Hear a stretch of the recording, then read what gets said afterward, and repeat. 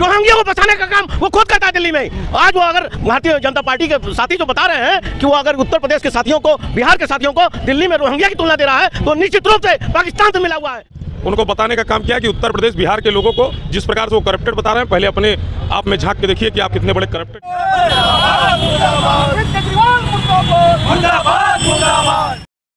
केजरीवाल ने जिस तरीके से पूर्वांचल और यूपी बिहार के वासियों पर एक तरीके से हमला बोला है, हालांकि उन्होंने कहा है कि भारतीय जनता पार्टी जो है बीते कुछ दिनों में तकरीबन 13,000 से ज़्यादा जो वो कार्ड के लिए अप्लाई कर दिए गए हैं, और ये सारे वोटर आईडी कार्ड जो पूर्वांचल में रहते हैं, जो बिहार में रहते हैं, उनको दिल्ली में बसा रही है बीजेपी चुनाव के मद्देनज़र।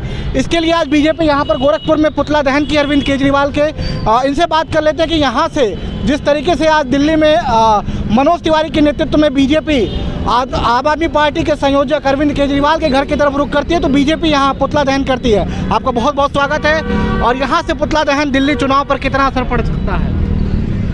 ये उत्तर प्रदेश का केंद्र, क्योंकि आदरणीय महाराज जी का गृह जनपद है, हम सब भारतीय जनता युवा मोर्चा के कार्यकर्ताओं ने यहाँ पर अरविंद केजरीवाल का पुतला फूंककर उनको बताने का काम किया कि उत्तर प्रदेश, बिहार के लोगों को जिस प्रकार से वो करप्टेड बता रहे हैं, पहले अपने आप में झांक के देखिए कि आप कितने बड़े करप्टेड इंसान हैं। और ये युवा मोर्चा के कार्यकर्ताओं ने संकल्प लिया है कि उनका नाक रगड़वा देंगे, उनको उनके अंदर भूसा भर देंगे हम युवा मोर्चा के कार्यकर्ता, अगर जल्द से जल्द वो माफ़ी नहीं मांगेंगे। अच्छा, दिल्ली में आज प्रदर्शन हुआ है, आम आदमी पार्टी के संयोजक के घर तक बीजेपी पहुंचने की कोशिश की है, लेकिन तकरीबन हजारों कार्यकर्ताओं को हिरासत में लिया गया है। इसका क्या लगता है कि चुनाव है, चुनाव के बीच में ऐसा बयान, क्योंकि अभी कुछ ही दिन पहले बीजेपी पर अरविंद केजरीवाल हमलावर थे अमित शाह के बयान पर।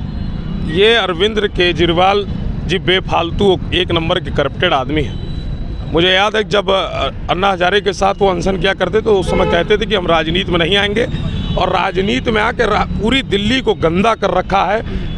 पूरी दिल्ली में आज गंदगी है, भ्रष्टाचार है, उनके जितने मंत्री विधायक हैं वो सारे करप्टेड हैं। और जैसा कि उत्तर प्रदेश और बिहार के लोगों पे बोला है उन्होंने कि फर्जी वोट, अब उनको पता नहीं है कि दिल्ली नहीं पूरे देश की अर्थव्यवस्था उत्तर प्रदेश और बिहार के हाथ में है।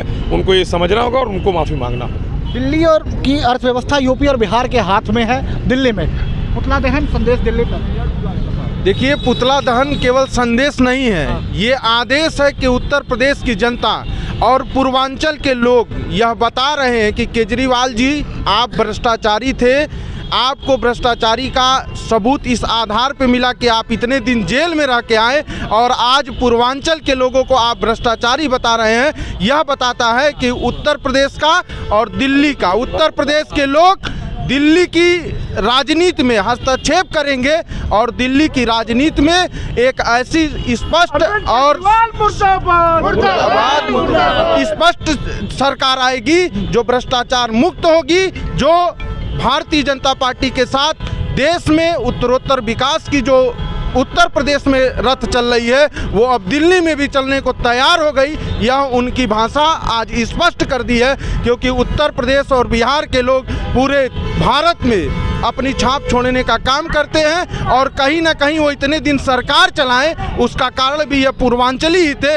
आज वो पूर्वांचलियों को भ्रष्टाचारी बोल के बहुत बड़ा दुष्परिणाम उनको देखने को इसका चुनाव के बाद मिलेगा। देखिए, दिल्ली में तकरीबन 30% ऐसी आबादी है जो यूपी और पूर्वांचल और बिहार से ताल्लुक़ रखती है, यानी 30% आबादी को बीजेपी यहाँ से प्रभावित करने की कोशिश कर रही है। और भी जानना चाहते हैं, क्योंकि तकरीबन अब 1 महीने से कम का समय बचा है वोटिंग का, ऐसे बयान कितना नुकसान आम आदमी पार्टी को?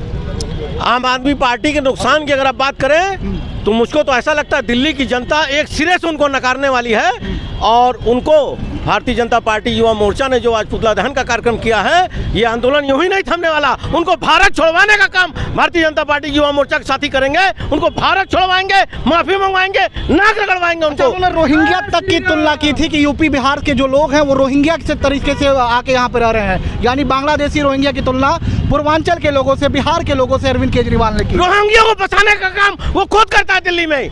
आज वो अगर भारतीय जनता पार्टी के साथी जो बता रहे हैं कि वो अगर उत्तर प्रदेश के साथियों को, बिहार के साथियों को दिल्ली में रोहिंग्या की तुलना दे रहा है, तो निश्चित रूप से पाकिस्तान से मिला हुआ है, बांग्लादेश से मिला हुआ है। वो खुद रोहिंग्या को बताता है। उसमें का साथी है कि जो अपने देश के साथ रह करके देश में गद्दारी करता है, उसको भारत छोड़वाने का आंदोलन का काम हम भारतीय जनता पार्टी युवा मोर्चा के कार्यकर्ता निश्चित रूप से करेंगे। उनको भारत छोड़वा करके ही हम लोग दम लेंगे। दिल्ली को यहाँ से मैसेज क्या जा रहा है?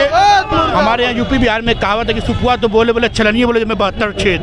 तो जो आदमी खुद अभी जेल से छूट कर आया है, जिसके मंत्री आदेश से ज़्यादा जेल में पड़े हुए हैं, वो किसी और को भ्रष्ट, किसी और को करप्ट बोलने का कैसे साहस रख सकता है? जो आदमी खुद ही अभी जेल से छूटा है, उसके साथ इंदर जैन, मनीष सब जेल के अंदर थे, सब छूट के जेल से आए। वो बता रहे हैं कि हम लोग फर्जीवाड़ा कर रहे हैं यूपी बिहार के लोग। यूपी बिहार अगर एक दिन वहाँ पे काम बंद कर दे तो पूरी की पूरी अर्थव्यवस्था दिल्ली की रुक जाएगी।